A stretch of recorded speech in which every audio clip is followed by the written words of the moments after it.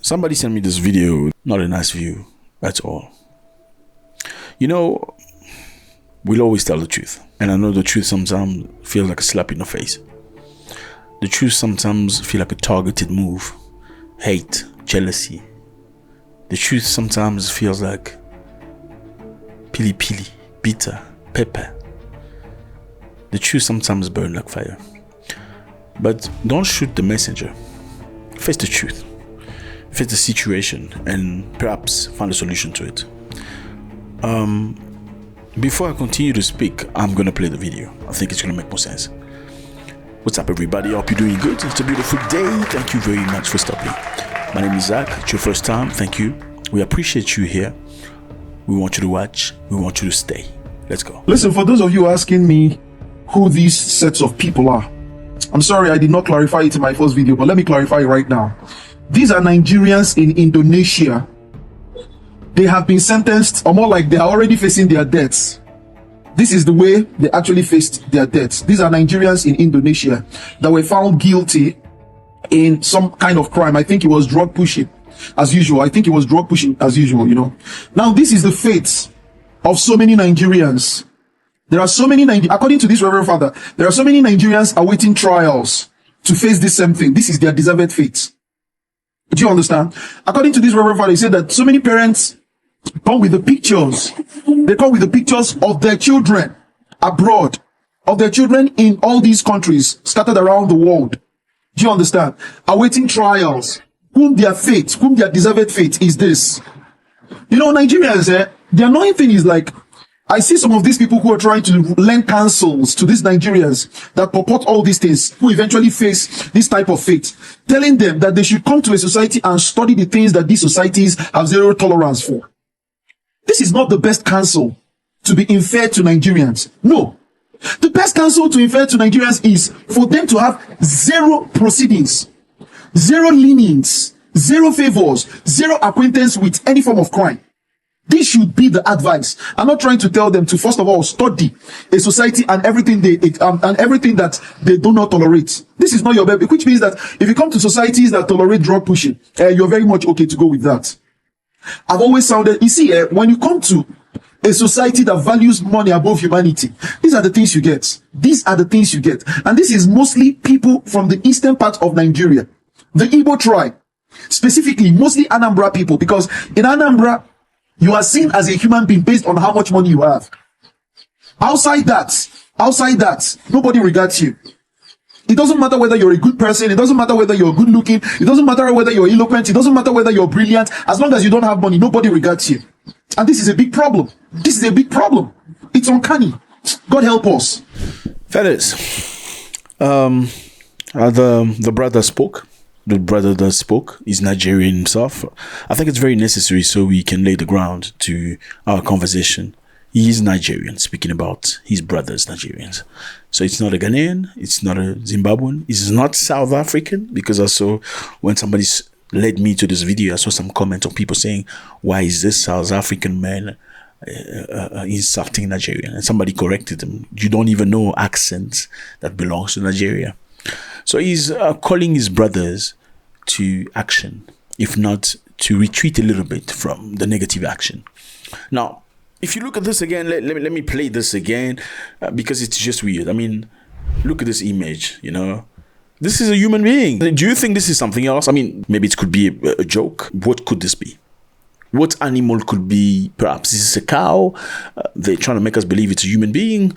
I don't know. Is this what a big snake maybe folded into 4 parts with the snake, you know, bob and weave this way? I mean, it looks like a head on the ground and feet up. I don't know, and shoes. I don't know. You tell me if you see different. You're reading things differently, perhaps, from me. It looks like a head swinging his last breath, trying to find some strength, perhaps hoping that he's going to break the cable. Or, I mean, how do you free yourself from this? Even if you broke the cables, you are under many plastic bags, wrapped with whatever you call that thing. I mean, nobody else is budging or moving. If you look at the other people are not moving, so they certainly are dead. He's talking about Indonesia. This cannot necessarily be verified by, independent means, but some other relative documentation from the internet confirms this fact, and it's interesting. So let's just explore this. Why Nigerians? I mean, when people speak about these things, when you're not Nigerian, they insult you. They call you mumu. Oh, he's a mumu. He doesn't understand life. Cali boy, now mumu not too much. You be mumu. You think say they wise? You are a mumu man. But it's good that a Nigerian speaks about this. Why is it always Nigerians that come back into this type of situation? When you talk about negative things, money laundering, drug dealing, human trafficking, fraud, why is it always Nigerians? I'm just asking. And he specified, I don't know, he said what, East Nigeria or something? He spoke about Igbo people. I don't know if he said East or West. I think he said East. He said specifically about Igbo. And this is not the first time I hear about Igbo people. Not the first time. Okay, I'm not saying it. It's not the first time they say the Igbos are the loudest. That was another person, not the Nigerian, telling me that he was an Igbo. Did he have alternative motives? Perhaps. Well, there is another person who's Ghanaian that said Igbo people are usually the ones that love money the most. Okay, Igbo people are usually the ones, like this guy said right here, that money defines who you are. So you live in a society where you are calibrated, you are celebrated based on how much money you possess. Okay, and what are you going to do? What are you going to do if in the society you live in order for you to have a wife who's decent, or at least is at your type of wives, for you to have her, you must represent something in society. But then Nigeria has big issues. Unemployment, about 50% of the youth have no jobs. There's no opportunities. How do you do to make a life, to make a living? Now, some people may say it's because of the lack of resources and money and stuff and jobs. That's why people go do illegal things. But I will dispute that. Are you telling me everybody that is poor, who has no opportunity, no jobs, will necessarily go do money laundering and drug dealings and human trafficking and fraud? No, I don't think so. You would agree with me on that. You gotta have some sort of a seed, a special seed for you to be, because things are difficult, you're gonna go and prostitute yourself. I'm just saying. Why can't everybody prostitute themselves because they're going through a difficult time? Some of them decide to become maids and helpers. I know in some places in the world you have no maids, but in Africa you find maids. Maid is basically a lady, in most cases, that will come to your house and clean and wash the dishes, and you give him a little bit of salary or whatever you call it.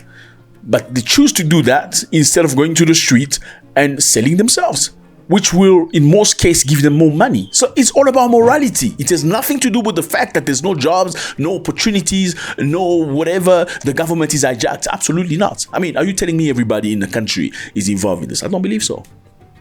But why always Nigerians? And it's very sad, because let's just look into this. How about we look into this together? When last did a Nigerian get arrested for human trafficking, for drugs and stuff? Let's check drugs first, okay? We're gonna go on ChatGPT, because I don't want it to come from me. Let's just see what this is about, okay? Latest 10 Nigerians arrested for fraud. You can check that on your computer, okay? So you don't say I'm telling lies.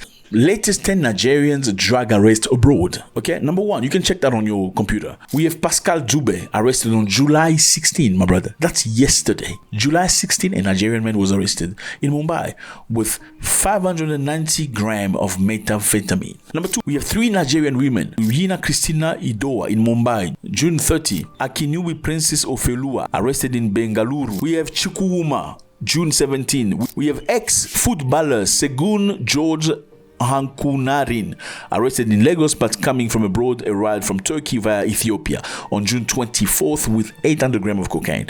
Brother, why? I mean, you may say we're telling lies. I mean, you a mumu. Okay, forget about drugs. Okay, let's go on money laundering. Okay, now we have number 1, Adikan Adiapan in the United States of America, Houston, June 26. We have Charles Uchana, Massachusetts, on April 7. Number 3, we have Gabriel Onyeka in India, May 25. Why? Like, in all areas, money laundering, drugs, and stuff like that. And when African says, oh, don't come to my country bringing drugs and selling nyaupe to people, people get upset and triggered. This has to stop. This has to stop, my brother. Money is not everything. I'm sorry. Money is great. It's beautiful, but you cannot sell your soul for money. Look at this guy. These are Nigerians in Indonesia they have been sentenced, or more like they are already facing their debts. This is the way they actually faced their debts. These are Nigerians in Indonesia that were found guilty in some kind of crime. I think it was drug pushing as usual. Now, this is the fate of so many Nigerians. Is this how you want to end up? I mean, this is Indonesia. What kind of courage do you need to go into Indonesia? Okay, these people were not, let's be fair, they were not arrested or executed because of drugs. They were executed because of fraud. What the gentleman talks about is job shipping. No, job shipping is basically being a middleman to a market. You know, a big company or whatever company is selling shoes, you publish it in your job shipping, people can buy from you, you get the money from them, you buy from the company and you sell the goods. You know, you make sure the good is shipped. It's a model that works, okay? It's a business model that works very well. Now, unfortunately, Nigerians are very, I mean, you can go double check that yourself so you don't say I'm bashing Nigerians. Oh, we bash people here, by the way, we do bash people here for the good. Never venomous, never poisonous. The goal is to get better. Now, Nigerians create fake stores and fake product. They set up online stores with stolen images and unrealistic prices, like 80% off. They sometimes collect payment via PayPal and direct card, but never fulfill the orders. Who will want that from their country? So they will sell things from one website, one domain, then abandon the domain once they've stolen enough and change another domain. They use sometimes stolen credit card to buy items from dropshipping suppliers, resell and ship to different addresses. Then the card holder disputes the charge. The merchant takes the loss, often unrecoverable. So they make a purchase from stolen card. Then the owner of the card will disagree with the purchase. Then they get the goods and the merchants reimburse the money. I think this is saddening, my brothers. I mean, South Africa don't want Nigerians anymore. They make a lot of noise and people talk about xenophobia, xenophobic Nigerians. Are all South Africans xenophobic? No, they're not. Absolutely not. Are some people xenophobic? Yes, they are. Surely. But why do you give them reasons to be xenophobic if xenophobia is the problem? Wow, look at Kenya. This is Uhuru Kenyatta speaking in Kenya. Or all foreigners who are either suspected of having engaged in issues to deal with drug trafficking be deported and they go back to their own countries and do their business there. They don't need to be here. Uhuru Kenyatta was addressing Nigerians in Kenya, saying they come here in our country and they do drugs and they do all those things. We're going to arrest them and send them back to their country. Why they don't do that to Ugandans? Why do you ever hear people say, Angolans people must go back, or Congolese, or I don't know, Zambians must go back? Why the money laundering, the human trafficking, the prostitution ring, it's always Nigerians? I'm just asking. And don't get me wrong, there are some very fine Nigerians that I've met, engineers, doctors, intelligent people that unfortunately also have to live with this because a bunch of Nigerians, specifically from a very specific place, choose to deter the reputation of everybody.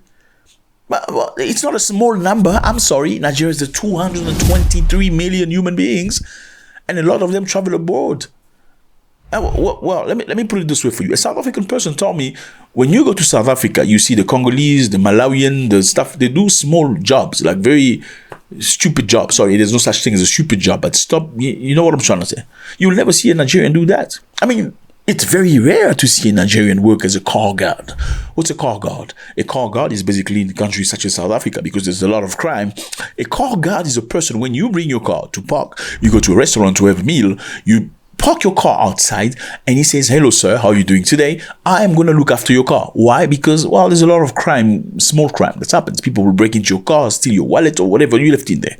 Therefore, the car guard comes, who sometimes is self-appointed, will stand there around the car, make sure that nobody comes near your car until you come back from the restaurant and you give him a tip.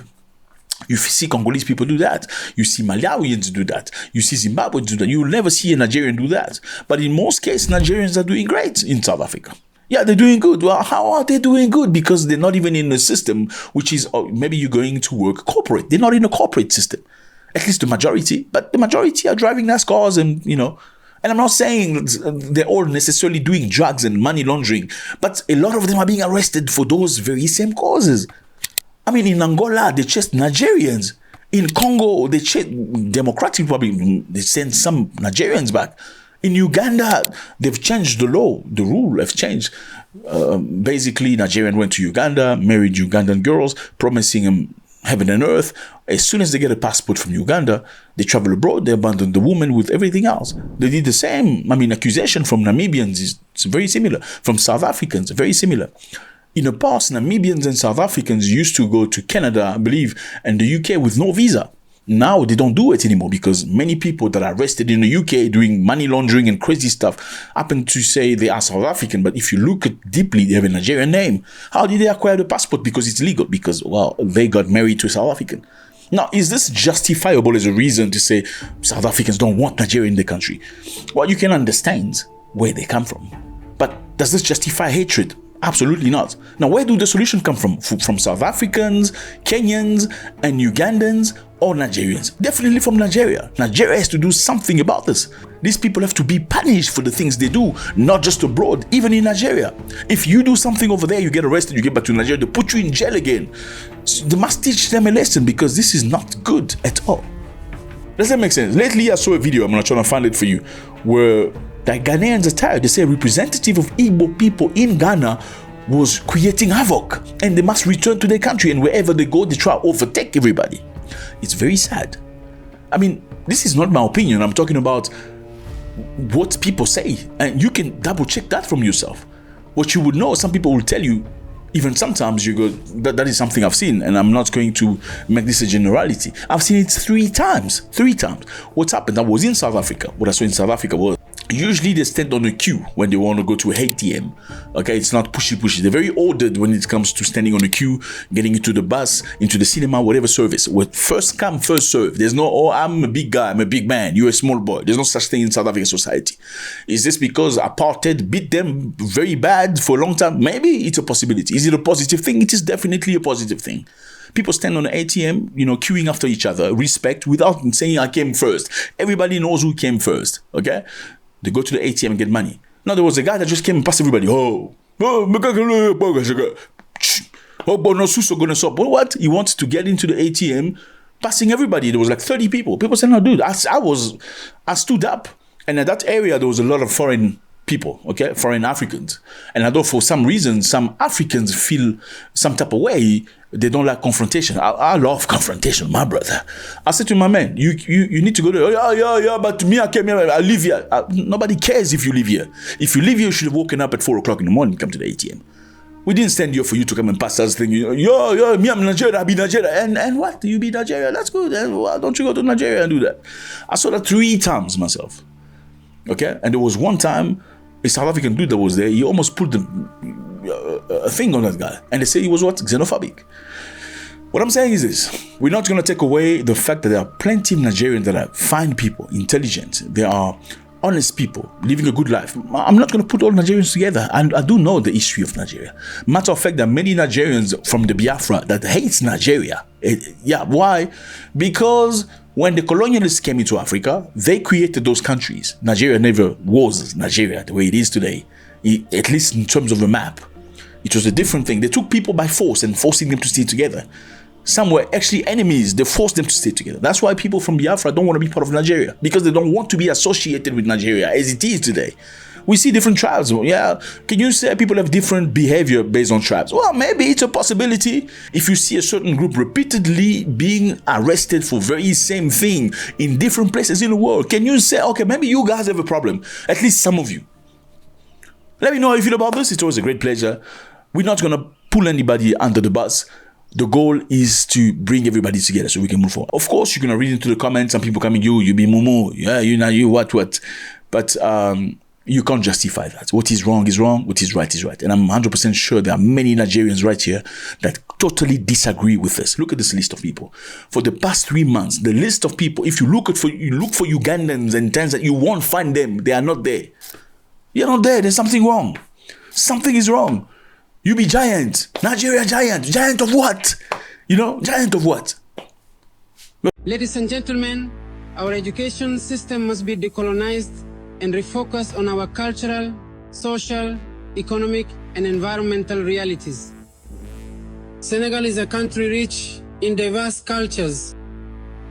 The introduction of multilingualism into curricula, with increased recognition of national and African languages, alongside the already established French and English, is a sign of our commitment to meeting the complex challenges of the modern world. Senegal is going to promote Senegalese languages in school and every department. So no more telling people in French you don't know how to speak French, or your French is not French enough, or your French is not Frenching. Yeah, what's up everybody? I hope you're doing good. It's a beautiful day. Thank you very much. I'm getting ready to go to the gym. See, I look good in my stuff. So it's late night. So we're about 6 p.m., like 6:50, but it's kind of dark already. So I still have to run to the shops and go buy some stuff for tomorrow morning. I'm training tonight. I'm also training in the morning. So I don't have enough stuff. So I need to go buy stuff. But before I go, because I love you very much, I have to talk to you first. Okay, so we are in Senegal. The authorities of Senegal are choosing national languages over the colonizer's language. Congratulations! Clap them hands. Yes, fellas, yes. That's what we want. We want to see Africa claiming Africa. Okay? Because it's too much. I mean, in these countries, especially French-speaking countries, if you don't speak a French that's Frenching, you know what I mean? You're Frenching, meaning a French that sounds like a Frenchman. Nobody's going to look at you. So basically, the more you sound like a Frenchman, the more they think you're intellectual, the more they think you're a great person, you're interesting, the more you are serious. You know what I mean? The less you feel and sound like a Frenchman, the more they think you're stupid. So the more you speak your home language, your mother's tongue, the less they find you interesting. It's very sad. But now it's good to see Senegalese follow through as well. Senegal is a land of knowledge and profound wisdom. The Senegalese University, originally built on a colonial legacy, holds knowledge that is truly authentic, even if it has sometimes been influenced during complex periods of our history by external imposed factors. The Senegalese University, originally built on a colonial legacy, has continually strived to forge its own path in order to build its own identity. This path is enriched by the contributions of an open world, whose influence can never overshadow our indigenous knowledge and the discoveries of our scholars who shine in the world of knowledge. We have inherited a university rooted in foreign knowledge, but not sufficiently indigenous. 75 years after our independence, it is time to envision a modern Senegalese university, open to current changes, yet deeply rooted in our own realities. A university oriented towards contemporary sciences such as artificial intelligence, digital technology, and many other fields, while preserving its cultural identity. Indeed, the Senegalese University faces multiple challenges that it must address. I can mention infrastructure, the number of students, the issue of curricula, funding, digitalization, and more. Ladies and gentlemen, the academic world must grasp the importance of these changes in the realms of knowledge, research, and innovation.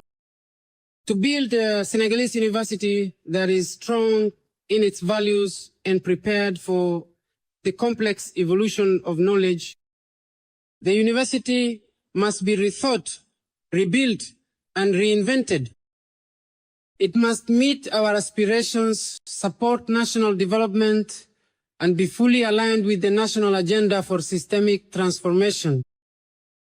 This transformation must affect all levels: universities, schools, institutes, UFRs, doctoral schools, research laboratories, departments, and incubation centers. It requires new, bold, and original epistemological reflections, but also must be supported by strong political will. The solemnity of today's event compels us to address the major challenges facing our higher education system, which require sustainable solutions. Ladies and gentlemen, our doctrine of territorial planning through the 8 territorial hubs is based on the principle of territorial equity, which aims to ensure that no daughter or son of this country is left behind. Oh, by the way, this is Senegal. I know you don't know where Senegal is. We need to teach you geography because some of you, yeah, I'm just kidding. So this is Senegal. Beautiful place, lovely people. The culture, the music, the sport. Senegal is one of those countries where they have wrestling as sport. These guys are strong and huge, and they make a lot of money. They can make up to $300,000 a fight. Yeah, these big guys. And that's good. You know, they're sponsored by many companies from, you know, local companies, telecommunication companies, and that's a good thing. The food is amazing. And apparently, whatever you call jollof rice, you're fighting over jollof from Ghana and Nigerian jollof. The actual jollof rice is from Senegal. That's where it came from. Yeah, that's what it came from originally. So they have chip, they have fish jollof. Yeah, it's just insane. So if you've never been to Africa, I can encourage you to go to Senegal. Go visit, no doubt about it. I've never been myself, but I've been very documented about Senegal, and I'm looking to go perhaps on New Year's Eve and have a great time. Okay, so we are in Senegal. Senegal wants to claim their own languages. We want higher education for all, regardless of where intellectual effort is produced and disseminated. We want higher education institutions everywhere, both for reasons of endogeneity and for the geographic distribution of our talents. The Senegalese university is one and indivisible. It enjoys scientific, pedagogical, and administrative autonomy. And this autonomy must be strengthened by a rational and transparent management of these human and financial resources, ensuring true territorial equity.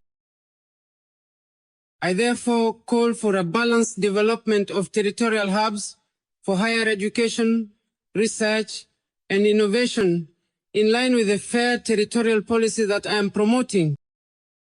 I call for institutional mobility of teacher researchers, as this is the only guarantee of equal opportunity.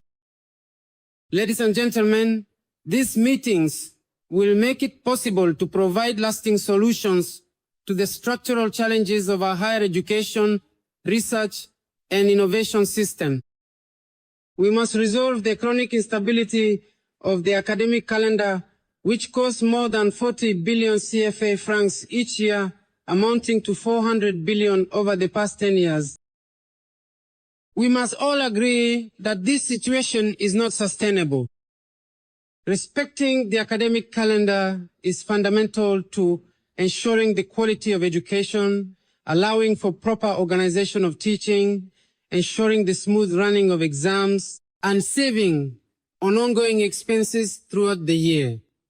To achieve this goal, and in accordance with my instructions at the Council of Ministers, on the 27th of November 2024, an emergency plan for university infrastructure will be launched imminently so that the priority mercenaries can be delivered quickly.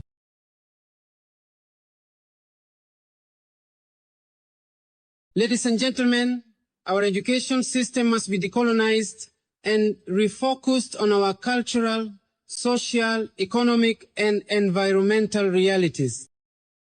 Senegal is a country rich in diverse cultures. The introduction of multilingualism into the curricula, with increased recognition of national and African languages alongside the already established French and English, is a sign of our commitment to meeting the complex challenges of the modern world. Multilingualism is not just a reality to be acknowledged. It is a lever for inclusion, creativity, and intellectual emancipation. Furthermore, indigenous knowledge, long marginalized, must regain its rightful place in our educational content and research programs. It is therefore time to fully recognize the wealth of ancestral knowledge and cultural practices that have shaped our society.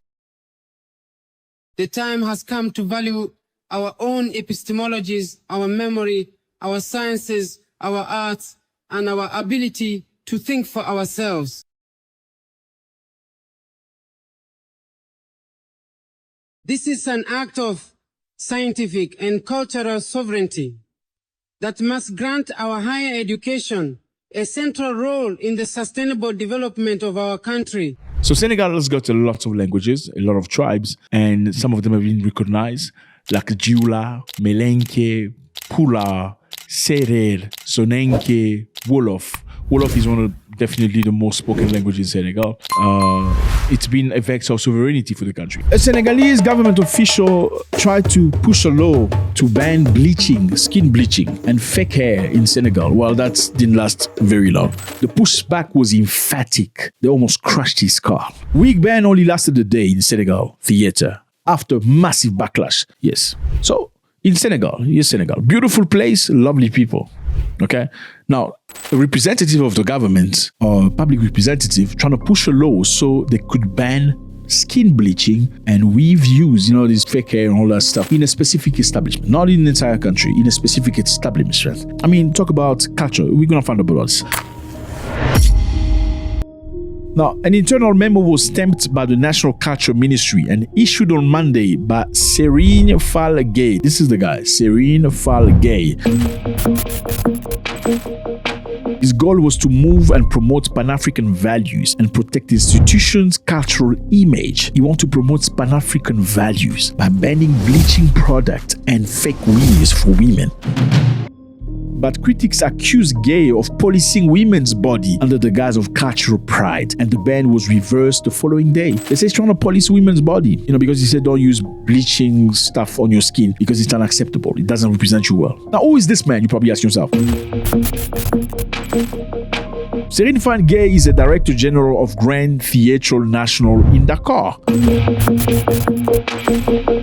The Grand Theatre National, inaugurated on 15 April 2001, is located in Dakar and is considered one of the most impressive architectural landmarks in West Africa. It has a seating capacity of approximately 1,800 spectators, includes 206 rooms for artists. Constructed through Sino-Senegalese cooperation, obviously you need the Chinese to build something important in Africa. It was officially named Doudou Ndiaye Coumba Rose in honor of a legendary Senegalese drummer and cultural icon who passed away in August 2015. So we together, okay? So this is a big theater, the biggest in West Africa, the most emphatic architectural theater in Africa. The theater serves as the largest performing arts venue in West Africa. So art venue in West Africa with the mission to promote African and global theatrical art, support the African diaspora and host international cultural exchange. So this is a place where you expose your art, the African art. And this person is a director of this theater. Now, he said, all the personnel working here, everybody exhibiting or doing their operation here should stop using bleach, okay? Skin bleach and fake hair. Because look at this place. It's about Africa, authentic Africa, okay? We understand you want to be pretty and do all that stuff. That's fine. But when you work here, you should exhibit Africa in your skin, in your eyes, in your hair, in your everything. They say he's trying to control women. He's trying to police feminism. And Senegal has much bigger problems than that. Now, he says, why don't you get another job to some place? I mean, be a telepreneur, call people on the phone, be a software developer. Don't come work in a theatrical African cultural place looking like a white, fake, bleached human being. Does it make sense or not?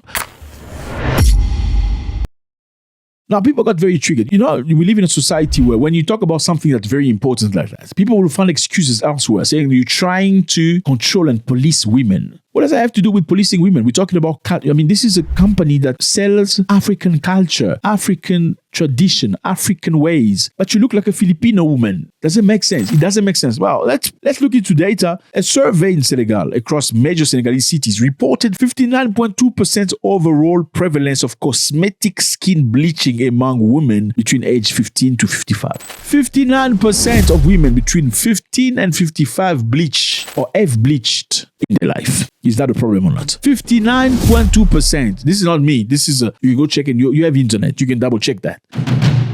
It's a lot. Why do people bleach? Because people believe the whiter you look, the better you look. And it's very sad. I mean, you see in many African countries, people say to you, when you come back from Europe or from America, they say, your skin tone has changed. You look like coffee. That's what they say to you. People never compliment you looking dark and beautiful. Africans in general, they say, you look so nice and chocolate. It's crazy. People even discriminate other Africans because they look dark. They say, you're not from here because you look dark. It's crazy stuff. Look at these Sudanese. Look at this beautiful woman. Are these women ugly? I mean, these people want to be like this one, but they don't want to be like this one. It shows you the inferiority complex that many Africans have. They think everything that's beautiful must be white or must come from white people or must resemble white. And this is a long term thing. I know the American history and the Caribbeans tell you that back in time, the closer you looked to white, the creamier you look, the better you were treated by the master. The creamier you looked, the better you had opportunities and chances to get a job. Well, people may think it's only happened abroad in the Caribbean and America. Well, in Africa, people auto-do that themselves. It's not because you expect anybody to give you a job. Just because you get from your peers praise for looking chocolate. It's crazy stuff. Do you know how much money all these companies that make skin bleaching colors make?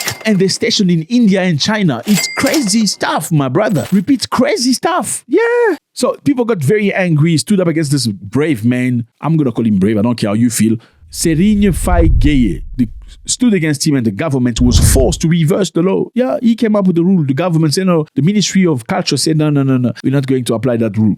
Within 24 hours and under the government pressure, the directive was rescinded. The Ministry of Culture intervened and the memo was formally withdrawn due to lack of legal basis and infringements on workers' rights. Lack of legal basis. Because you say you must look like Africans since you're selling African culture. Crazy. And they say it's an infringement on workers' rights. It's my right to bleach my skin so I can look like Michael Jackson. Peace. So you mustn't don't disrespect the big man. Now, there are many African countries that have done tremendous work in trying to pull Africans back into their culture, to embrace who you truly are. Like I always say, like, how can somebody love you if they don't love their own hair? Like, please, come on. Somebody hate their own hair so much, you think they can love another human being? Are you crazy? Why are you shocked that in this community people hate each other so much? You don't want to see your next person, the peer, do great in life. I mean, Africans and black people in general, they're happy to see you do good, but just don't do better than them. If you do good, it's fine. Oh, yeah. If they're doing better than you, they go like, good. But as soon as you do better, they go like, I think he's involved in politics now. And I think he's doing some dodgy stuff here. Or maybe it's witchcraft, it's juju. That's how they are. How can you love your peers if you hate your hair? I mean, there's one thing wearing hair because it's fun. There's another thing, you cannot get outside of the house because your hair is not fake hair. That's a mental disease. I'm sorry. I'm sorry. There are beautiful women with natural hair. Look at that. Look how natural this is. Look at this one. Well, I was saying, there are countries in Africa that ban skin bleaching and stuff like that. There's Rwanda, South Africa, Kenya, Cote d'Ivoire, Ghana, South Sudan. However, out of all these countries who have officially or close to officially banned the use of lightening skin, whatever product, Rwanda is the only one that's adamant, that's very serious about it. Other countries, you can, they talk about it, but they don't really apply it. They can see it, they can even arrest people that are selling it, but if you come and give some money, the police give you back your product. Rwanda, if they find you selling products that are skin lightening, you're gonna have problems. If you don't go to jail, you're gonna pay a big fine. Is this controlling? I don't know. How do you fight white people saying, no, we want independence, we want freedom, but you still use things to look like them? Have some level of shame, come on. Colonialism, freedom, apartheid, but you still want to bleach your face, look like them, at least look close. Come on, man. You choose one or the other, Now, we know that Burkina Faso also did a tremendous job very lately trying to push young girls to come to school with natural hair. A lot of people made noise saying that why is Burkina Faso controlling? You need to shape kids' mentality when they're still children. You need to learn to love yourself. I mean, putting fake hair is like somebody going to do go change your nose. Why do you change your nose? Don't change your nose. It's your nose. It's who you are. You must love it. Why do you change your lips? Your thick lips. Oh, hi. Okay, you can do it, but don't come work in cultural environment. Don't come and work in a theater selling African culture because you don't represent well. You don't come and work in sectors that talk about Africa because you're not one of us. I'm sorry. Now, there's another president of Zaire. Zaire is this country. You call it now Democratic Republic of Congo. I feel like when it was still called Zaire, it was quite a powerful country. There was a lot of respect for Zaireans. Most of Africans wanted to be like Zaireans. Good dancers, strong, well-dressed. But these ones here, I don't know. In Zaire, there was a president named Mobutu. Mobutu came in power. When he came in power, most of Zairians had white people names. They were called Jean-Luc Chrysostome. That's the name of a black man. Jean-Luc Chrysostome. Robert Koumenaker. Those are the names of black people, imagine. Giscard Lebrondener. Those were the name of the black people in Zaire. He came to power and said, you need to regain your authenticity. You need to go to your village, find your great-great-great-father's name. That's what you're going to apply to your family. Donc, moi, voyez-vous, je suis zaïrois, africain, bantou. Comment voulez-vous que je puisse porter un nom juif? Moi qui ne suis pas juif. Connaissez-vous un seul juif au monde qui porte un nom zaïrois? Et pourquoi moi? Croyez-vous vraiment que ce serait intelligent, pensable de la part d'une jeune fille de mon pays de porter le prénom de Chantal, de Marie-France, de Marie-Flore. Ça veut dire quoi?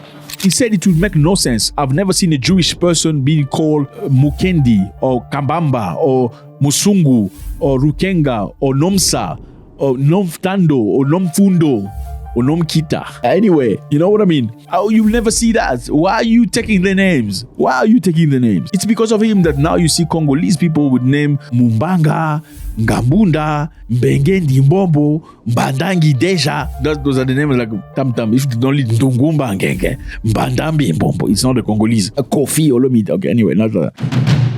Now, history has taught us a lot of lessons, brothers, okay?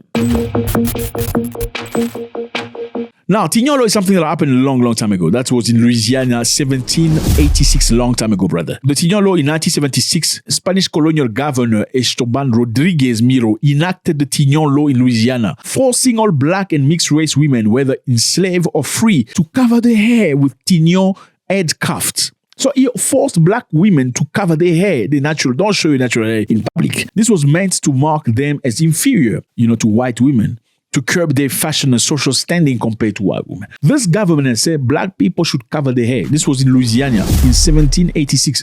He said to all black women should cover their hair because back in time, we're using grease, like cow grease to nurture their natural hair. They were looking too pretty. And in order to diminish them a little bit, to show that they were inferior, so they don't compare to white women, he forced all black women to use a scarf on their hair. Now, black women, ingenious they were, used brilliant, colorful, luxurious-looking scarves to cover their hair. They looked even prettier with those scarves until they banned them from using those scarves. You know what I mean? Although the intention was oppressive, black women subtly reclaimed the tignon by using vibrant fabrics, jewelry, ribbons, and intricate styling, turning the imposed accessory into a symbol of personal style and cultural resistance. You see, the love of who you are, it's amazing. Black women are amazing. I don't get this.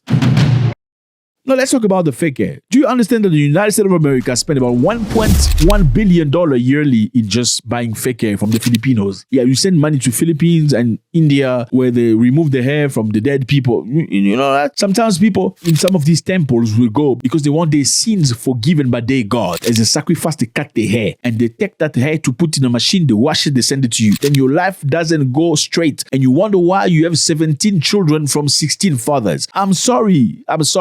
You're gonna not like me today, but I'm going to tell you the truth. And I understand why people are triggered. Like, you are amazing human beings. It's fine if you want to put it on Monday or on Thursday, on Saturday. But this should not define who you are. You shouldn't be feeling bad. Like you can't get outside because you don't have your fake hair and your skin is not bleached. My sister, come on, man. African women are spending $800 million a year on fake hair. Come on. Now, let me tell you a good story so we can drop, okay? Because I know you like stories. There's a lady in the 1970s named Malba Tolliver. She was a big TV personality. Great woman, beautiful African woman, African American. Now, back in time, she was a TV host. She had so much charisma, so much beauty. She was reporting from the White House on President Richard Nixon's daughter's wedding. President Nixon, this is the guy.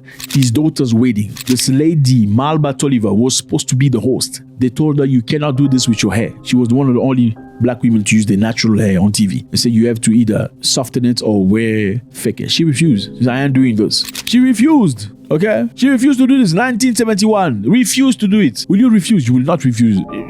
White House, me, I can't refuse. You, that's how you are. She refused. She was a symbol and later on respected for that. She's not the only one to do such thing. Another black personality, Noble Jones, former news anchor at WJTV in Jackson, Mississippi. In 2018, she was reportedly fired after filing complaints about workplace discrimination, including being pressured to straighten her hair to meet station standard. She had previously been given permission to stop straightening her hair after the birth of her son, but later she was told she needed to continue doing it. Your son is born, now you need to straighten your hair. If you don't do that, she filed a complaint, but she was fired. Let me know how you feel about this. Always a pleasure. God bless.